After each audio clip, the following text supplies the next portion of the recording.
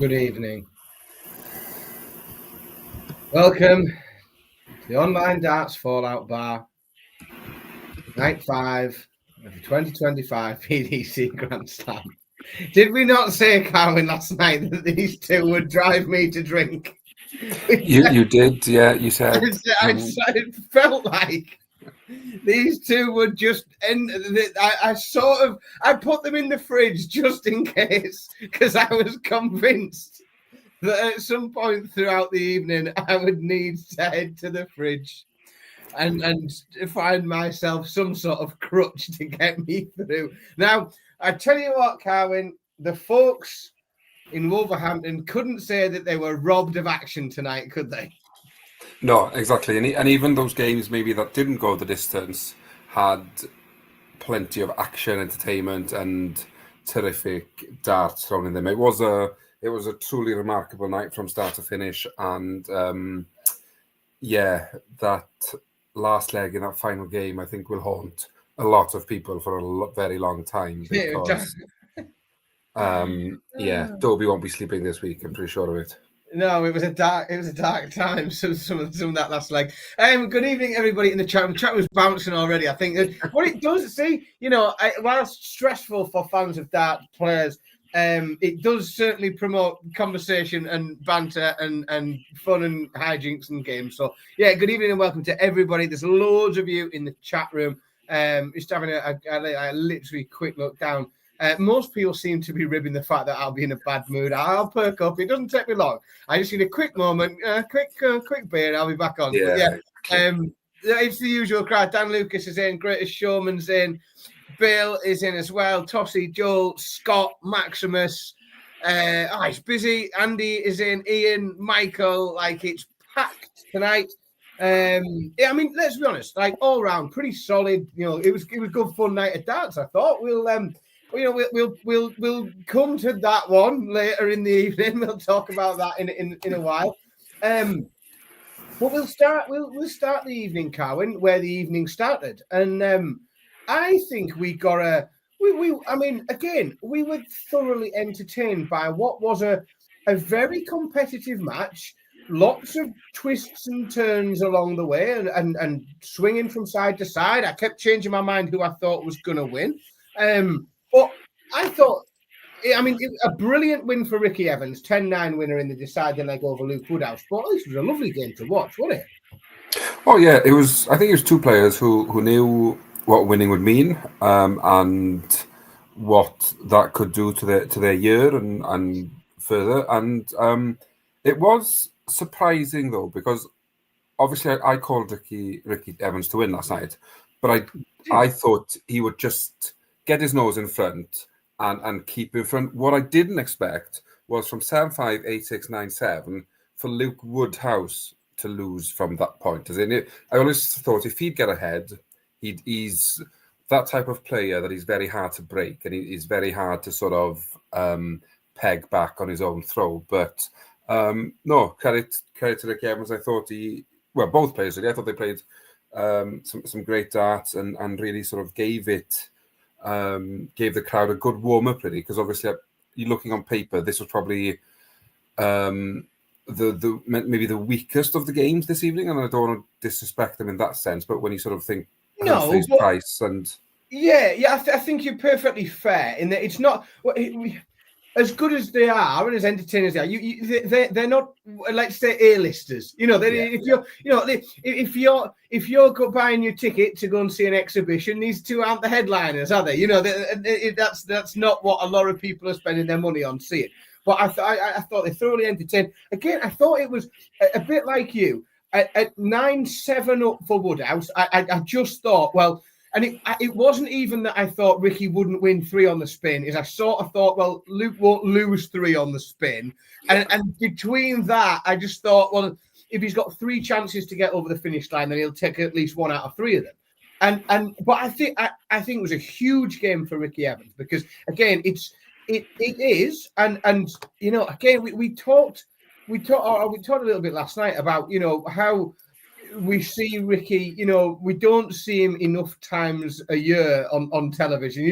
We've sort of become used to seeing him, and certainly in the last 4 or 5 years. We see him at the World Championships, we see him at the UK Open, we see him at the Players Championships, and that's all we've become used to seeing Ricky. And I think getting onto the television more often is brilliant for Ricky. It's brilliant for darts. The fact that he's in a TV quarterfinal is huge. Again, it boosts him right up the order of merit. He's climbing and climbing. He's up to 40th now. I think in the order of merit. So he's creeping and crawling back up there. I think it was really impressive. I thought it was it showed a level of concentration that I didn't think that he had over that format. I was really impressed. I don't think Woodhouse disgraced himself at all. I think he played very well, both 50% on the doubles. That's pretty good. It was just an all-round good game, wasn't it? Yeah, it was, and it was worthy of its last leg decided. I thought both players deserved a crack at it, it's interesting because Ricky Evans has been around for quite a while now, and I think he's reached a point in his career where he either needs to take it to the next level or be one of these players that floats between 40 and 60 in the world and sort of just his career goes past him without really... It's the 3 times a year on the telly, isn't it? He'll generally get to the Worlds. He'll always be at the Players, and we see him at the UK Open. And it's that cycle of those 3 events every year. And it's just getting himself into that position where he starts to qualify for a few more things and moving through. And obviously that's what we want. Because and I do firmly believe that he's obviously got a tremendous game. And I think that will only get better with regularity. The more that we see him on TV and the more that we see him doing things on the telly, then things will just continue to get better and better and better for him.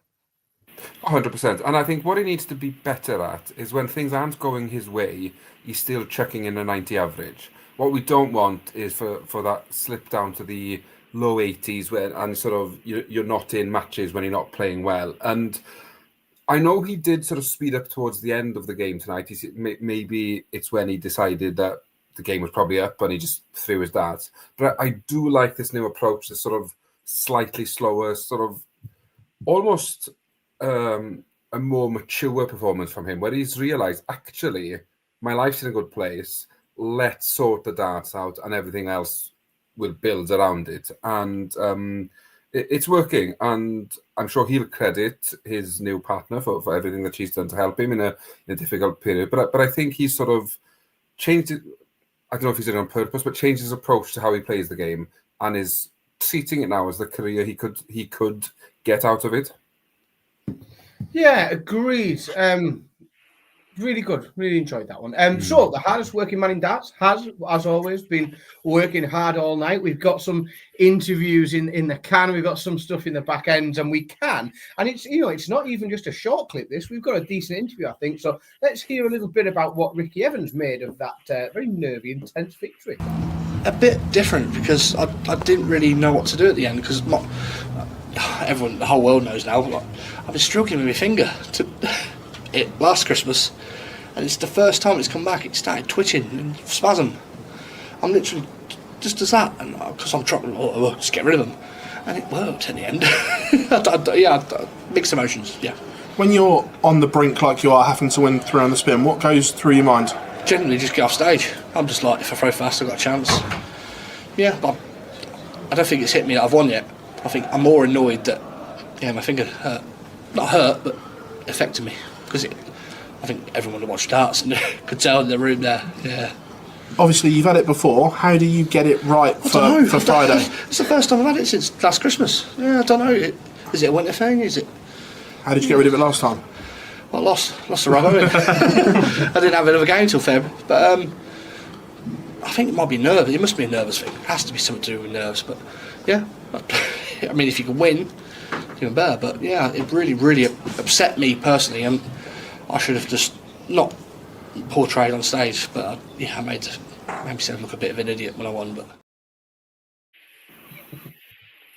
well, I think one of the things that I do think you get with Ricky is it's sort of what you see is exactly what you get. I don't know. There's no hidden agenda. He's very open. He's very honest. We get a decent interview off him because he just tells you what he's thinking, doesn't he? Yeah, exactly, and that's what you want. As in, there's no mind game. If something, he's playing mind games against himself. He's sort of putting himself down. Where I think, yes, nerves obviously play a part because it is a huge game. As in, it's winning a leg to make it to the quarterfinal of the Grand Slam. It's not every player that can turn around and say they've done that. So obviously, it's going to affect him. And fair play to him for dealing with that spasm that returns, and hopefully. He can relax a bit more in the next game and not overthink things.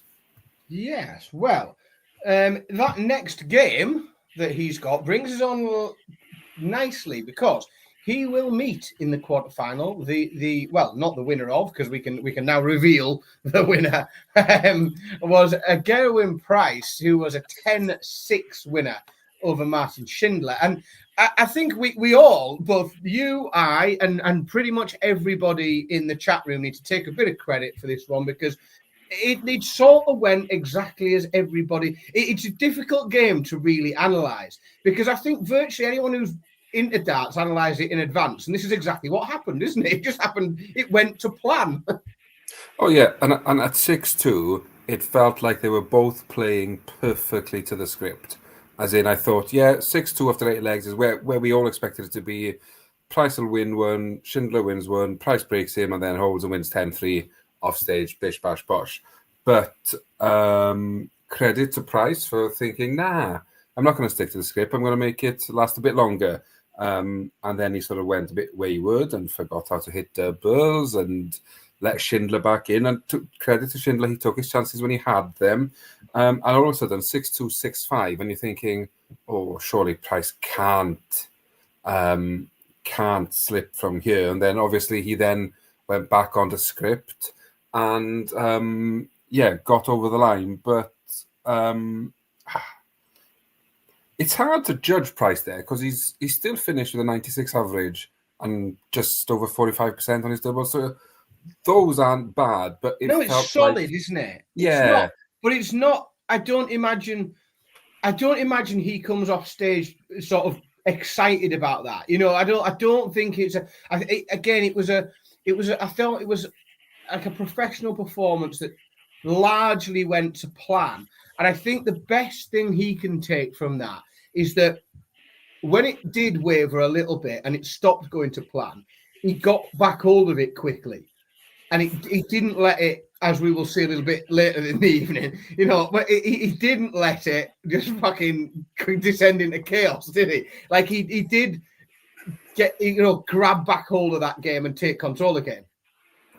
Yeah, when Schindler came back into it, Price stopped Schindler's momentum at the right time.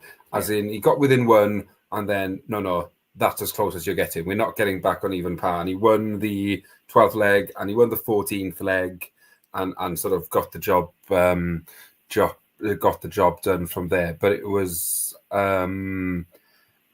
nervy at times, I think, for Price, even though he sort of seemed in control, as in he always looked a dart or two ahead of Schindler, and solid. And he'd probably come off thinking, I've got another 10 points in my average or whatever. But it's knockout darts. You just got to win your games. And if you win all your games in knockout darts, you win the tournament. And solid performance, I think, is probably how best to describe that. Yeah, I mean, I want to revisit it a little bit later on. I know we'll do some predictions, but we'll talk through the results first. But obviously, this set of results that we've got tonight, this set of matches, this is a half, if you like. This is a semi of the bracket, and I think looking at who's left, and you've got one in what Ricky Evans is a bit rogue, and then of the other two, you've got potentially one who nobody thought would get this far, including himself, and the other one potentially carrying an injury. Is it that it could be the time, couldn't it, where we see this could be it for Gezi Price. It could be a good chance to start getting his hand on a pot again. Oh, definitely. And he'll fancy his chances, although I know Luke Humphries looked in a bit of discomfort, and and is carrying an injury. But when you look at his numbers at the end of that game, you've got to question how much the injury is affecting him. Obviously, if it comes to Price v Humphries, you expect Price to be giving it large, making sure that Humphries is aware that he's in the game and never taking his foot off the pedal, where he may have had a bit more luxury this evening in his last 16 match. But Price will definitely look at this now and think, I fancy a shot come Sunday night. Well, once again, Cowan, he did a tremendous job of bringing us lovely into the next game. It's remarkable. It's almost like you know what's coming next, isn't it? Because, like, sometimes the best player in the world will just turn up, and regardless of what's going on and what the weather's like and how he feels and if he's injured or whatever, he'll just play like the best player in the world. And I don't think there was there's nothing that anybody could have done, I don't think, with Luke Humphries tonight. 76% on the doubles over this for over 13 legs is quite frankly ridiculous. 108.5 average. Like, this was just brilliant, wasn't it? Yeah, and I don't want to sort of undersell the game by saying it was sort of like an exhibition performance from both, but it very much felt like Humphries knew he was going to win comfortably. Van der Velde knew he was going to lose comfortably, but would put him on a bit of a show because why not? You're playing the world number one. How often do you get to do that? And we had an enjoyable game. I think after 5 legs, the fact that Van der Velde had only one dart at a double squiffs it a bit, but he had an 118 average versus 106 average or something like that. So the enjoyment levels were there. The game was great, but Luke Humphries once again putting a marker down to the others, saying, I'm not 100%, boys, but this is what I do when I'm feeling 70-80%. Yeah, and it's hot, and I get it's tough. I saw a little bit, and I was having a read a bit online, and there was I think there was a few people that I think, and I think wrongly that Gerwyn van der Velde is coming for a bit of criticism for almost appearing just happy to be there, almost, sort of appearing that he's not really there to challenge it. But I don't buy that he must have come off with that. I mean, if he comes off and he realizes he's 5-0 down, he looks at the numbers there and finds out Humphries is averaging 118. Like, you sort of think, well, fuck me, what am I meant to do? Right? And that's, there's I can't do anything with that. And then, by the time you get to 7, and again, he hasn't let up that, Van der Velde grabs a leg and there's an ironic celebration and it becomes, because again, at that point, everybody knows the game is sort of done. But Van der Velde's playing really well. And I think the opposite to some of the stuff that I read, in that, like, this guy's not done that. He's not been here before. He's not been on this sort of stage before, at this stage of a TV tournament with the PDC. He's playing the best player in the world. And I just think, well, that is what you want someone to experience. You don't want to get their head down and ruin them. We've seen people get half a chance and let it get on top of them. And when they've had a hiding, and he didn't, I think he completely entered into the spirit of it. And I think he's to be commended. He played really well. And I mean, Andy's just mentioned in the chat room there that he thinks he'll benefit hugely from it. And yeah, I think he's got to benefit from the whole experience this week, hasn't he? Oh yeah, definitely. And give the guy a bit of credit. In the first 5 legs, he only started 2 of them. He only threw 27 darts, I think, in the 2 legs he started. And Humphries just went out in less than 27 darts. As in, he's not done much wrong. I think that is very harsh. And Humphries put down a marker. As in, irrespective of who Humphries was played tonight, after those first 5 legs, there is a 90% chance he'd have been 5-0 up with those numbers he threw there. So no, I think embrace the opportunity, take it with both hands. I think what he needs to do though is to learn from this and use this the next time he's up on that stage. And if he does that, whatever that stage may be, he will be in a much better position. I think. I think when you're 7-0 down, to then go 3-all over the next 6 legs, I think you can be happy with that. Pretty much, because you throw the 7-0 down. Why wouldn't you throw the towel in? The game's done. You're not coming back. But no, he's gone last. He's sort of held his dart there for 3 legs. Credit where it's due. I think fair play to him, and also congratulations to Luke on that performance as well. Yeah, absolutely. And again, I want to give credit where it's due, but I'm also going to add that I do like to look sometimes at the package of entertainment that's provided by a darts player, and I'm a very big fan of Crazy Nights by Kiss. I ended up, so me and the kids had it on. We had it on in the car on a school run today because Jurgen van der Velde had reminded me of that song this week, and it did make it on the school run playlist. So, like, I think the more we see this guy on the telly, the better, because I like a good walk on song, and some proper solid dad rock is where I am at. This is superb. We have got, Phil's been busy, like I say. We didn't hear from Gerwyn Price, so I don't think fancied speaking to anybody after his victory today. But we have got a clip from Luke Humphries after that victory, which we can listen to now. Well, very close, because obviously I spoke to my manager earlier and was like, I'm in trouble. I can't get my head off the pillow, and he's like, we'll try and sort some things out. And then I managed to do that after a couple of hours, some cocodamol and ibuprofen things, and these patches, warm patches, and I was throwing on my practice board at home, and I'm hitting 9s and 12s. I'm like, I can't throw, to be honest. So yeah, it was like, you have to give it a go. And then obviously Mandy, the amazing Mandy, she looked after me so well, like 3 hours of physio, really massaged the area to as best as she physically could, and we had a couple of sessions here as well, like trying to really get whatever it is out. We think it's a back spasm, I don't know, because I'm not too clued up on these sort of things, but yeah, it's like, for me, she if it weren't for her, I wouldn't have been able to play.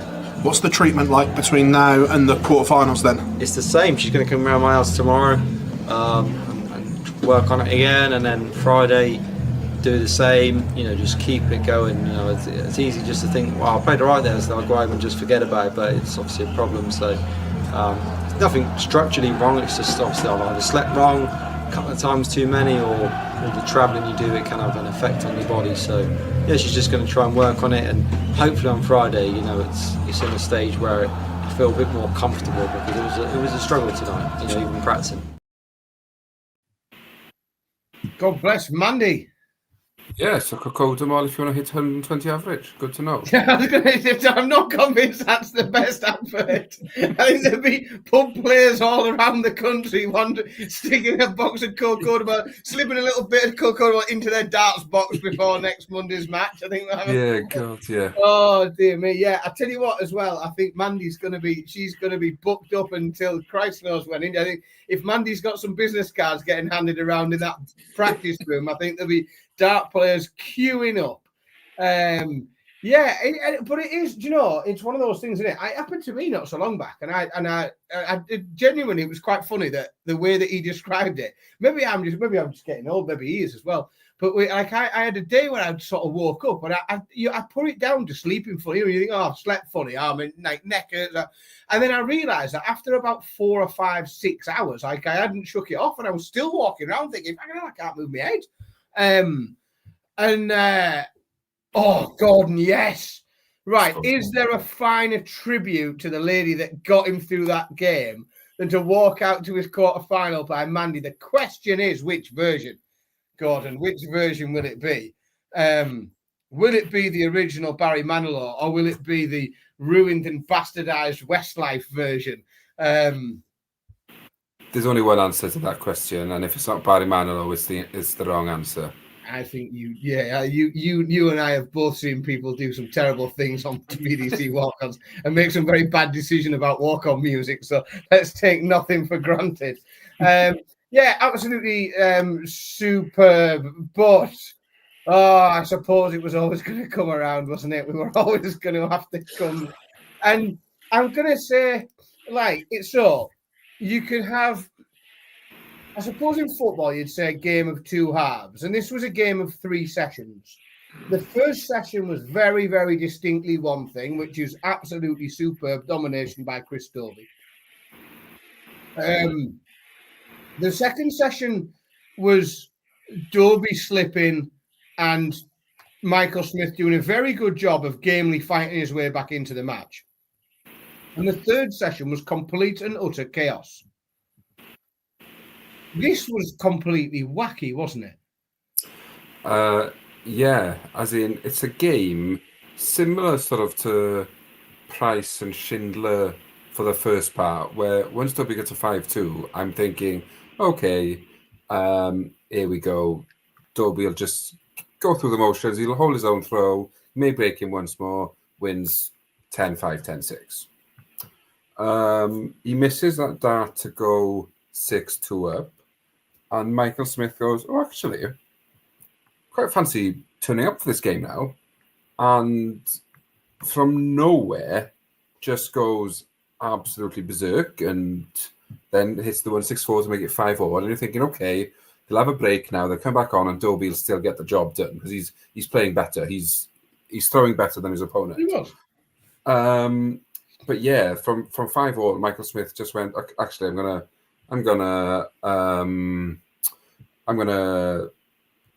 win this game. I'm gonna go for it. As in, not playing as well as him, but I'll take my chances. And that's what he did. And then, as you say, the last 4 legs were just all over the shop with neither player wanting to win it. And obviously that debacle in the last leg, well, clearly it was just 2 players desperate for the win, but scared of missing the double as well. And it's just, yeah.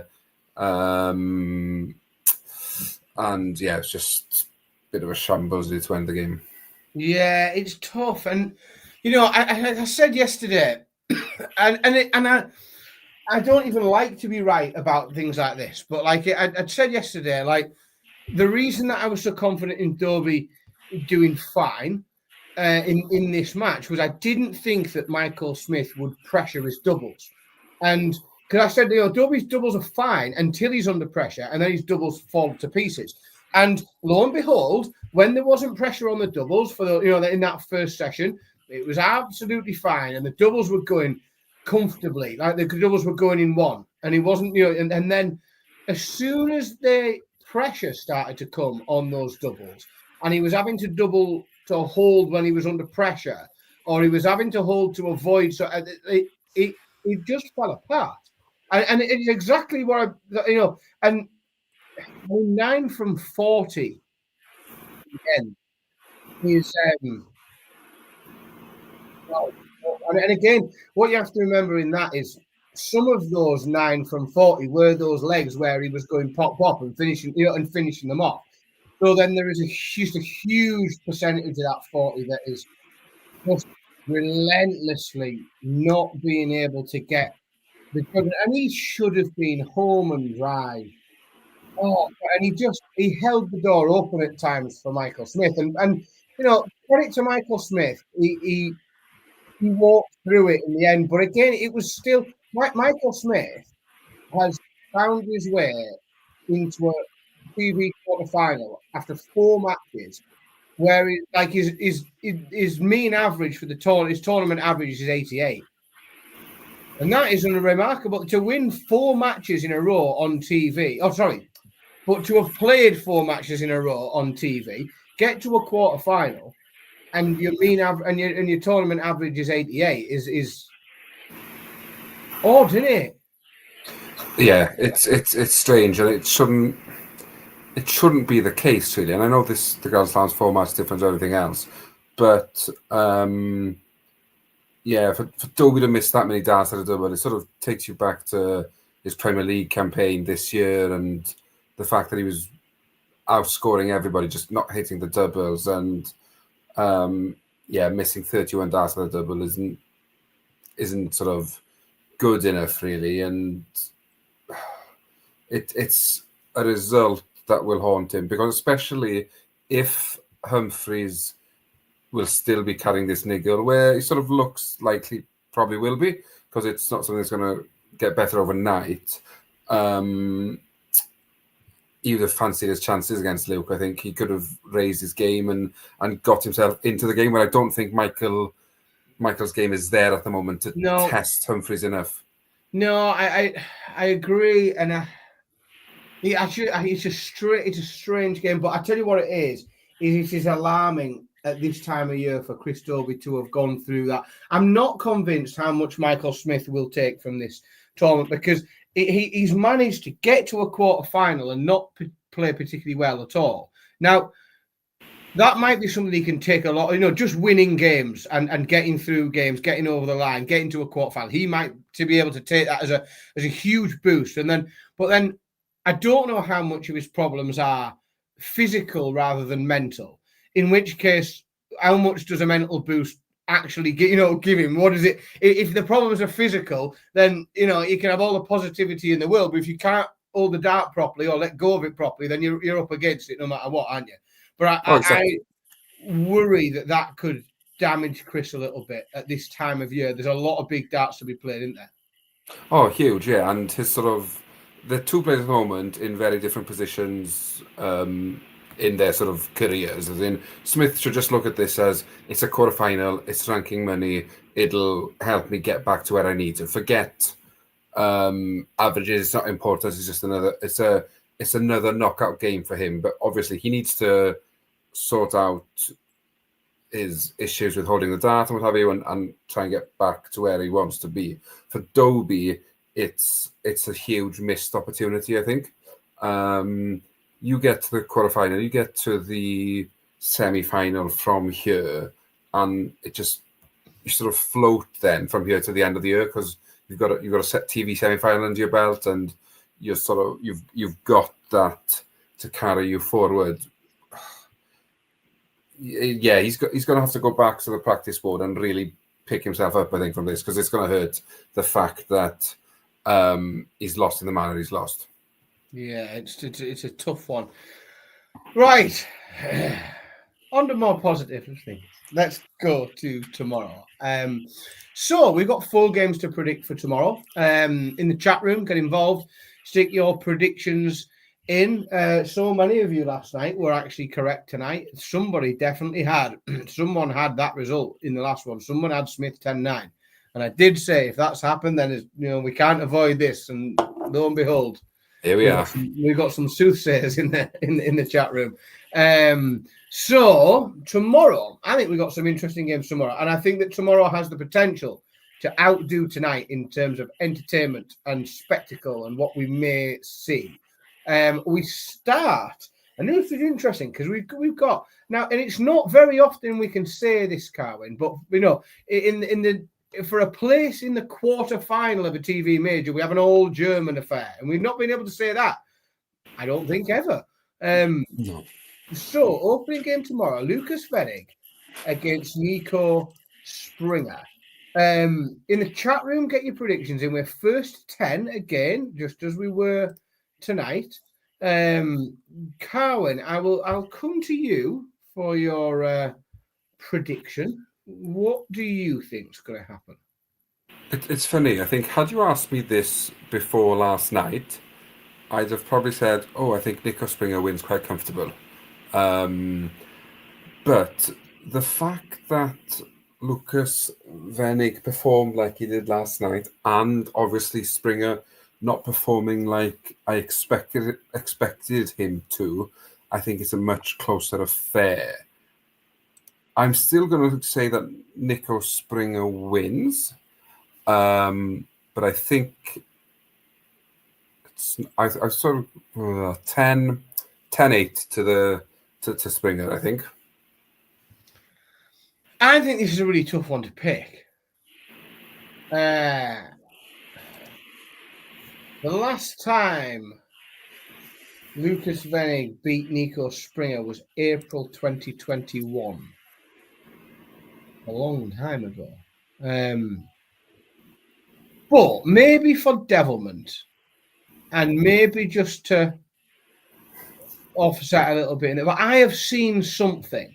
Like, I know we've seen something all year from Nico Springer. Like, you don't have the first year on tour that he's had, without really, really impressing people.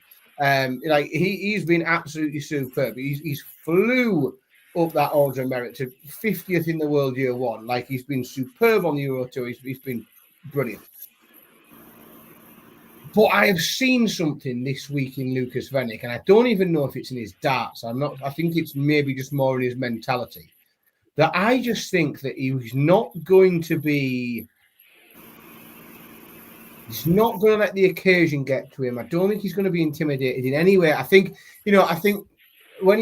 playing Nico Springer is almost like, it's an old friend. These two have been playing German Super League together for, these two have played each other an awful lot of times. And I think Lucas Vennick might just fancy it. So I'm going to go for Lucas Vennick to win. I think he'll win 10-7 and guarantee the safety of his tour card. Let's have a look in the chat room and see what everybody thinks. Gordon has got in first with a 10-7 Nico win. Bob has gone Lucas Vennick 10-7. Toss is 10-8 Lucas Vennick. There's a bit more than I thought there would be. Dan Lucas has gone 10-8 Lucas Vennick. Patrick is 10-5 Springer.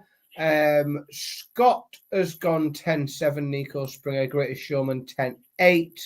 Hello World says, are you from Wales? I assume that's directed at me. No, I'm from Teesside in the northeast of England. Barry has gone 10-9 Nico Springer. And Andy Bossman's got it. He's gone wild Springer. 10-6 Nico Springer. Joel has gone Lucas Vennick 10-8.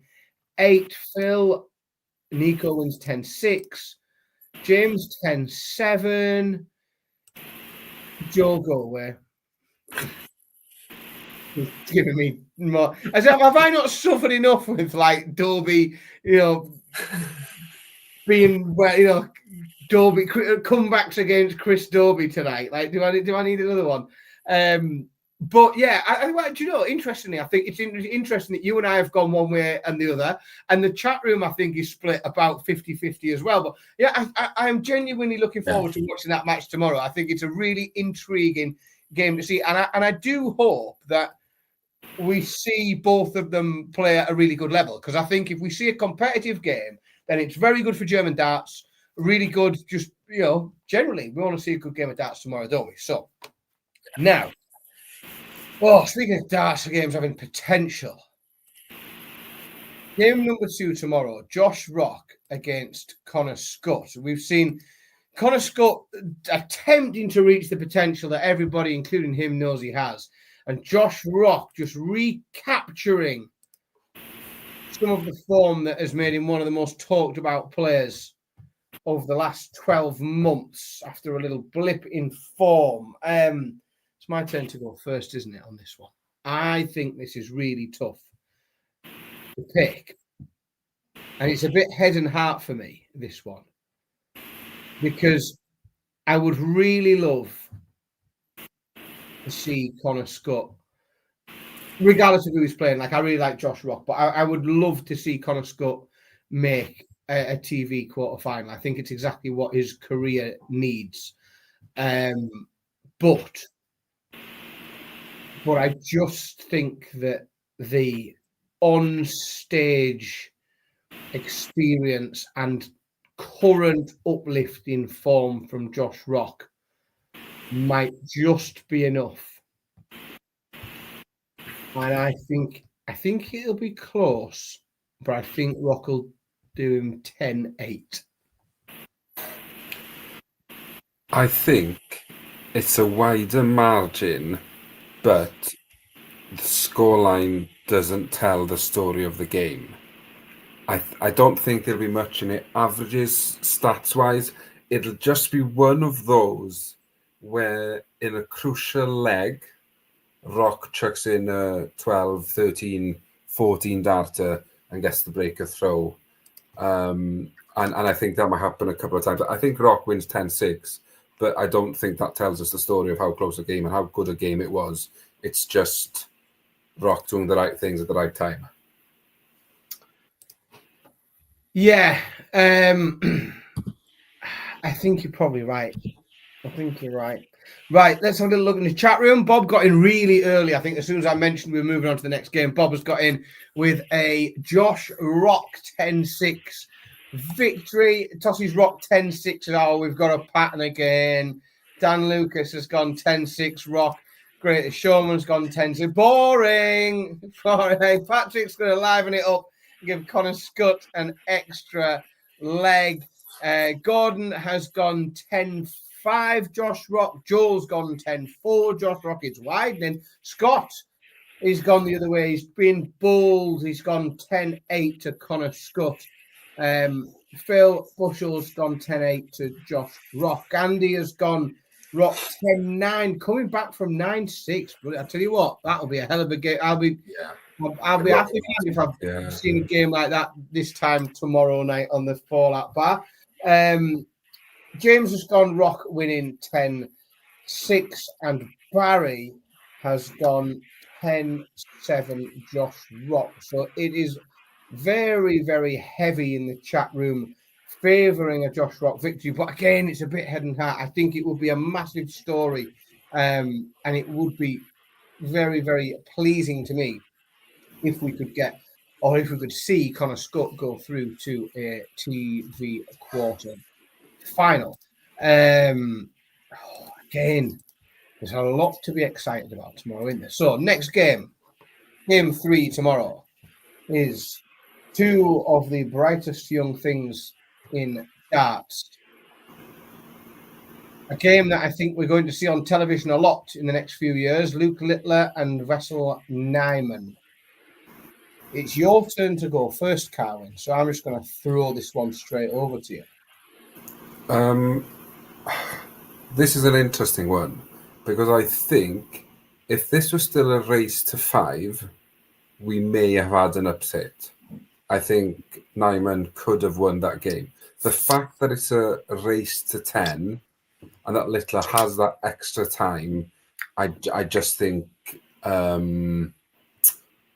I just think he'll come good in the second half of the game to get over the line. So I'm going to chuck a caveat in this game. I'm going to say that Nyman gets to 5 first. Oh, so had it been a best of 9, I think Nyman would have won. The fact that it's best of 19, I think Littler wins 10-8. Do you know, there's some wisdom in that. We've seen Littler start slowly a lot, and it has proven itself in the longer formats where he's got time to shift gears and get himself back in and peg some legs back. Then it's interesting, but it's difficult to see him losing 10 out of 19, and that's the scale is like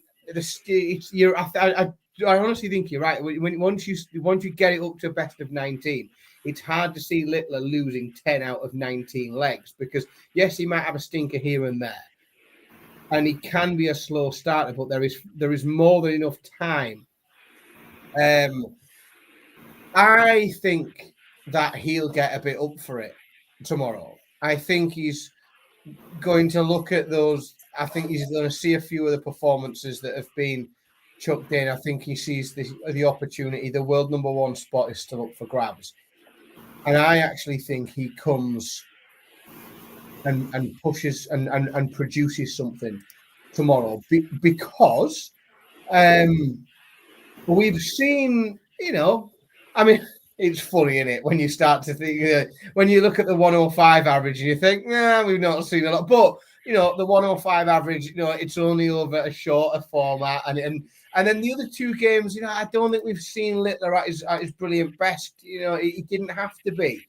And I do, obviously, it's interesting that these are 2 of the brightest prospects in darts. Obviously, one of them has already reached the pinnacle, but I think Wessel's got so much potential. Definitely, but I am going to go, and I'm going to go first. So I'm going to go 10-5 I just think as long as Luke doesn't start too slowly, then he'll grab a couple of breaks early and he'll be able to keep him. I think he'll hit a decent level tomorrow. Let's have a look, see what we think in the chat room. See if everybody is in agreement. So who got him first? Gordon has gone. He's gone 10-6 to the nuke. Rossi's gone 10-7. Luke Littler. James has gone very specific. 10-7 Littler. Littler misses double 12 off 144 for a 9, but hits a 170. I mean, that is specific. James, come back tomorrow. If you are correct, then I owe you a pint and a parmo in the Wellington Inn in Wolverston. Whenever you fancy, pop up and I'll treat you. Bob has gone Littler 10-8 with Nyman missing some crucial doubles. Dan Lucas has gone 10-4 to the nuke. Littler's gone 10-8 the same way as well. Joel's got Littler winning 10-9. Again, if we see a 10-9 in that game tomorrow, I think we'll have seen some glorious darts. Andy's gone 10-7 Littler. Greatest Showman 10-6 Littler. Phil Bushel's gone 10-5 Littler, as has Barry. Finally, we've had to go a long way through the chat room predictions there to get a Vessel Nyman upset with a 10-9, still in a decider as well. Phil again just saying, Littler determined to be the world number one. Robbie's got in with a 10-7 to the nuke. Jason's come in with a 10-9 Vessel Nyman prediction. And Dan Taylor with a 10-3. I tell you what, we are absolutely smashing it with the volume of predictions tonight. It's been quite spectacular.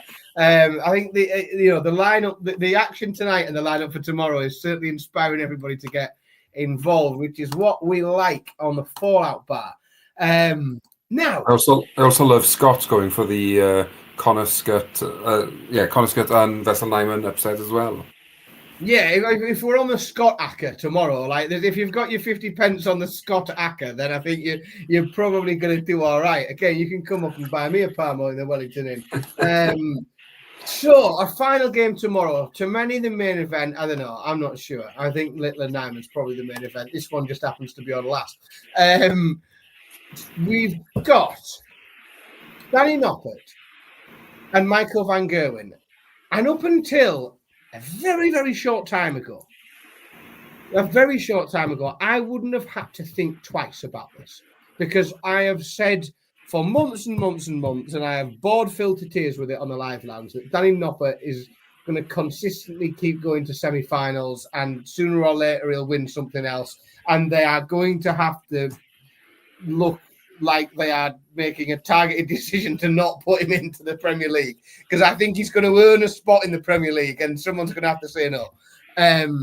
So I think my turn to go first. But how much did that 108.5 average from Michael van Gerwen convince me? Not enough, I'm afraid. It was a short format. There wasn't enough legs in it. And whilst I've said and I've had it out with Phil on the live lounge a lot, that I haven't, and I swore blind for ages that I've not seen enough to tell me that performance was in him. I have seen even less to tell me that he can do that twice in a row. So whilst I was incredibly impressed with it, I think we'll probably see Michael van Gerwen hovering around the 100-ish, and Danny Noppert will win 10-7. Steady as you like. He's in the chat room. Phil Bars is the hardest working man. And we've got. I do have a surprise, folks. At the end of this prediction session, we have got a Michael Smith winning interview, because the hardest working man in darts has been tinkering around in the back end of the streaming software, and we will be able to finish the night with an extra interview. So don't log off and turn your devices down as soon as we finish predicting the last game. Sorry, back to you, Carwyn.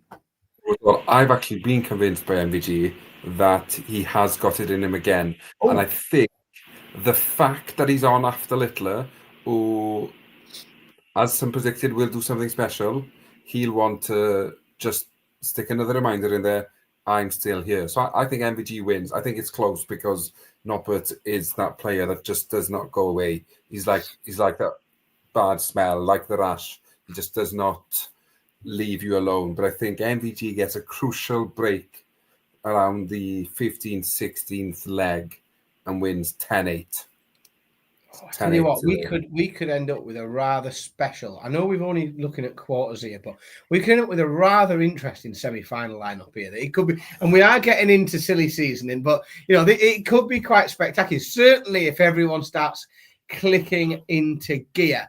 Let's have a look. I think we might have split the chat room a little bit in this one. Let's have a look. Who got in first? I think Tossi's got in with a 10-8 to Noppert. Gordon has agreed with another 10-8 to Noppert. Robbie has gone 10-7 to Noppert. Phil Bars has spoiled it by jumping in with a 10-7 to MVG, who's then swung the chat room after that. So Dan Lucas has followed him with a 10-7 MVG. Phil has gone 10-9. As soon as Bars got involved, the whole chat room just followed like a fucking Pied Piper, isn't he? Patrick has gone 10-9. Michael Van Gerwyn. Scott has got, he's sensible Scott, has gone 10-8. Danny Noppert. James has got a 10-7 MVG. Bob has got a 10-7 MVG. Barry's gone 10-7. I tell you what, we're predicting a mint tonight. We've got loads of them. Yeah. Barry's gone 10-7. Greatest Showman has gone 10-6 MVG. Joel is 10-8 MVG. I think we have completely split the chat room there again. And that, I think, Carwyn, is the best predictor of... There he is with his little recorder, leading the people. I think that's the best predictor of a good night of darts and an entertaining night of darts is when everybody doesn't really know what's happening. We're split as to what we think we're going to see.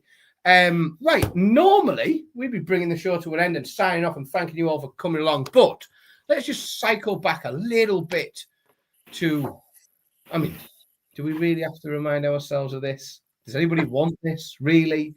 Anybody interested? Oh, let's hear from Michael Smith after that chaotic game against Chris Dobey. Mixed. Definitely mixed. I don't think I played great. Took my chances when I need to, and then literally, I think we both bottled it. The last leg was on doubles after 9, and I think both of our asses fell out then, and it happens, and luckily enough, that double 4 went in for me. That last leg, what's going through your mind when you've already missed a load, he misses, you come back, miss? What was going through your mind in that last moment there? I just wanted to go on my knees and pray to God. I was like, please let him miss again. But no, 9-8, when I broke him for 9-8 to 4, if I lose this leg, I lose the match. And I missed 51, and then he kicks off 180. I thought, yeah, good. But I managed to follow him and leave 100 after 90 left. Was it 80 or something like that? I thought, no, what? If he misses, I'll check the 100. And then my wrist just thought, no, just do this. I nearly wanted treble 5 for that last one, but someone was on my side tonight, and I'll take it. Well, we've seen some honesty in interviews tonight, and I'm going to go with both our asses fell out, we bottled it, as being just about the most accurate bit of punditry and analysis I've seen all week on the Grand Slam. I think he nailed it, didn't he? Yeah, a very polite way of saying it as well. Apparently, they had to ask that question 3 times because he kept missing the mic. Because he couldn't find the mic. Sorry, Paul, it's late. It's 5 to 12, apologies. But no, you know what? It's... I'd rather players be honest than sugarcoat something nobody's seen. As in, obviously, the magnitude of that leg was huge. The fact that he scraped over the line is big for him, and there's a lot of work to be done there. But you've got to start somewhere. You can't climb the rankings if you don't win these games, and well done. He got over the line just about. Yeah, absolutely. No, I think it was very interesting. You know, really, really honest and accurate. And he's gonna have to get himself together, because again, you know, meeting Luke Humphries next is that isn't the mindset seemingly that is going to get you through that game, is it?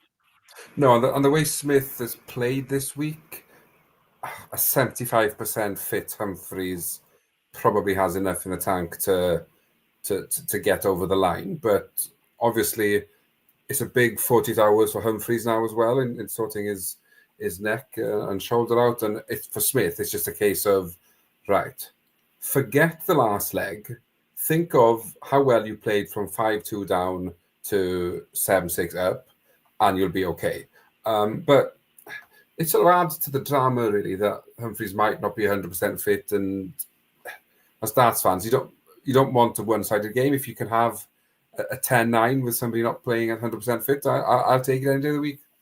Absolutely. Right, folks. We're almost into tomorrow, but we're not. We've kept it once again within today, which is a remarkable achievement.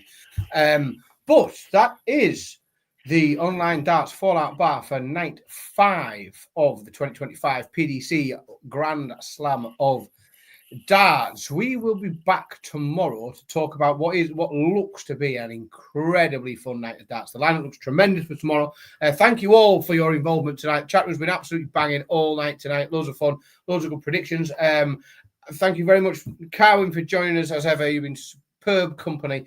We'll be back tomorrow. We have been Online Darts. Thank you very much and good night.